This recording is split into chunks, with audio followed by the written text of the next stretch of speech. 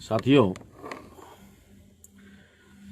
जिस तरीके से हम लगातार आपको यहाँ की रिपोर्ट देने की कोशिश कर रहे हैं कि क्या किस तरीके से चल रहा है मामला, किस तरीके से किसान आंदोलन आगे बढ़ रहा है, क्या क्या उसके अंदर दुश्मन किस प्रकार से बीच बीच में सेंध मार रहा है और हर प्रकार के हथकंडे अपना रहा है। तो यहाँ पर आज की बात शुरू करने से पहले मैं आपको बता देना चाहूँगा कि जिस तरीके से दुश्मन के हथियार हैं, साम दाम दंड भेद, वो मुझे यहाँ चारों हथियार विफल होते हुए नज़र आ रहे हैं, फेल होते हुए नज़र आ रहे हैं। इसलिए उसने उससे आगे का हथियार या रास्ता अपनाया है, वो है येन केन प्रकारेण। पहले उनका एक मामला रहता है कि साम दाम दंड भेद से जिन चारों में से जो भी लागू होता है वो करके और किसी भी चीज़ को विफल करना, हरा देना।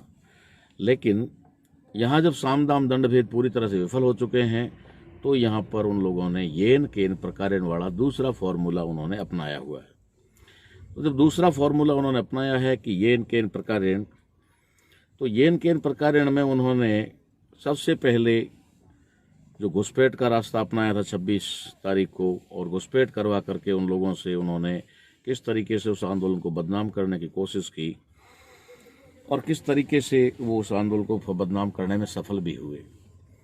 और जहाँ तक है कि उन्होंने धर्म के खालिस्तान के नाम पर कह दें या फिर तिरंगे के अपमान पर जिस तरीके की अफवाहें देश में फैलाई, और उस अफवाहों की वजह से काफ़ी कुछ इस आंदोलन को झटका लगा।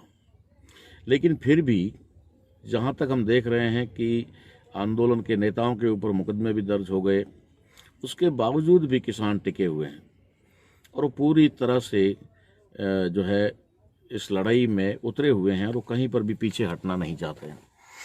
तो ये चीज़ जो हम लोग देख रहे हैं उसके मुताबिक कुछ चीज़ें ऐसी है जो आज हमें देखने को मिली।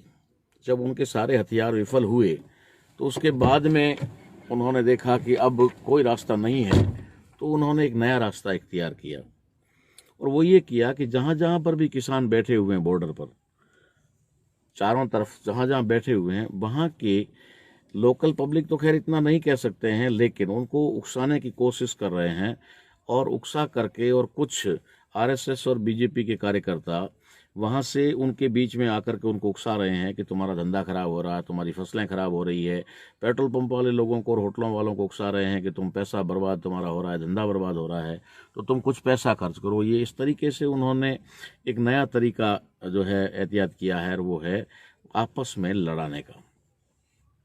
जैसा कि आप सभी लोग अच्छी तरह से जानते हैं कि इनकी नीतियों में क्या रहता है, और हमेशा हम लोग इसको अच्छी तरह समझते भी हैं, और समझते क्या हैं वो खुद हमें बताते हैं, लेकिन हम लोग असली दुश्मन की पहचान ना कर पाने की वजह से उसको दूसरे तरीके से लेते हैं। जैसा कि मैंने कई बार सुना भी है, और इनकी जो धर्म ग्रंथ हैं उन धर्म ग्रंथों के अंदर जो उनकी कथाएं होती है, उन कथाओं में कई बार मैंने ये जिक्र सुना है कि उन्होंने सतयुग में 3 करोड़ लोगों को मरवाया था।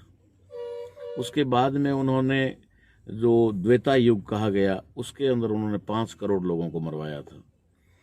और जब त्रेता युग की बात आई तो वो कहते हैं कि हमने 7 करोड़ लोगों को मरवाया था। ये लोग कौन थे जो मरने वाले थे?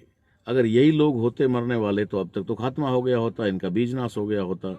लेकिन ये कौन थे जो 3 करोड़ मरे सतयुग में? वो हमारे लोग थे। और जो द्वेता युग में 5 करोड़ मरे वो भी हमारे लोग थे। और जो आगे चल करके त्रेता युग की ये बात करते हैं तो वहाँ 7 करोड़ मरे, वो भी हमारे लोग थे। ये हमारे लोगों को कैसे मरवाते हैं? और अभी जैसे ये कलयुग इसको कह रहे हैं, और इस कलयुग में भी वो अपने आप को, यानी जब भी युग का मतलब ही यही है कि जब भी इनके ऊपर कोई समस्या आई है तो उस समस्या को या फिर उनके ऊपर कोई खतरा आया है तो उन्होंने किस तरीके से उसको युग में कन्वर्ट किया है। तो अभी वे कितने करोड़ मरवाने वाले हैं इसका तो मैं अभी कुछ कह नहीं सकता हूं, लेकिन उन्होंने करोड़ों लोगों को फिर से मरवाने की तैयारी कर ली है। इससे ये हम नहीं है कि हम लोग पीछे हटने वाले हैं या फिर हम ये कह रहे हैं कि हम लोगों को डिमोरलाइज कर रहे हैं, ऐसा नहीं है। जो हालात उन्होंने अभी पैदा किए हैं शायद इस देश में ना हो, क्योंकि बहुत सारे लोग संविधान को जानने लगे हैं, बहुत सारे लोग अब असली दुश्मन को भी पहचान गए हैं, बहुत सारे लोग जो हैं वो, लेकिन कुछ लोग अभी भी अंधभक्त की तरह हैं। और जहाँ तक है जो अंधभक्त हैं उनमें इतना जिगर भी नहीं है, इतनी कोई ताकत नहीं है लड़ने की या भिड़ने की, इसलिए खून खराबा कम होगा। और दूसरी बात है कि किसान आंदोलन ने भी पूरी तरह से तय कर रखा है कि हम किसी भी प्रकार का खून खराबा नहीं करेंगे।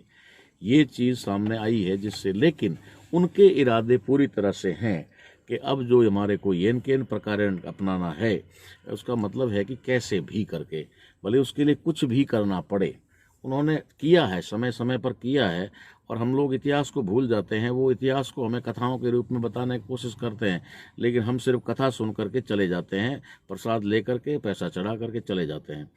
हमने ये नहीं समझने की कोशिश की है कि भाई ये सब कथाओं में जो भी कथा है उसमें सिर्फ और सिर्फ मरने मारने का या फिर एक युद्ध का ही उल्लेख होता है, उसके अलावा कुछ भी नहीं होता है। तो यहाँ पर भी वो एक युद्ध की स्थिति बना रहे हैं, गृह युद्ध जिसको हम कह सकते हैं, सिविल वॉर, उसकी जो पूरी तरह से वो तैयारी कर चुके हैं। और ऐसी स्थिति में अगर हमारे लोगों ने सावधानी से काम नहीं लिया तो हो सकता है कि हमारे समाज को, देश को बहुत बड़ा नुकसान हो जाए।